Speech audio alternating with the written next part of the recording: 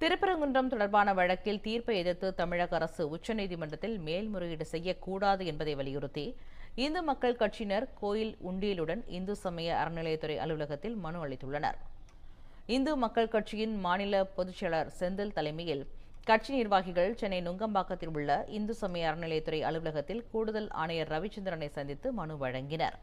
பின்னர் செய்தியாளர்களிடம் பேசிய செந்தில், திருப்பரங்குன்றம் தீபத்தூணில் தீபம் ஏற்றக்கூடாது என இந்து சமய அறநிலையத்துறை எடுத்துள்ள முடிவு இந்துக்களுக்கு எதிரானது என குற்றம் சாட்டினார். கோயிலுக்கு சொந்தமான இடத்தை தர்காவிற்கு சொந்தம் என கூறுவதற்காக இந்துக்களின் உண்டியல் பணத்திலிருந்து லட்சக்கணக்கான ரூபாய் செலவிடுவது நியாயமா என அவர் கேள்வி எழுப்பினார். தீபமேற்ற அனுமதி வழங்கியிருந்தால் 5 நிமிடங்களில் முடியும் விஷயத்திற்கு கோடிக்கணக்கான ரூபாய் செலவழித்து வழக்கு நடத்த வேண்டிய அவசியமே இருக்காது என்றும் அவர் விமர்சித்தார்.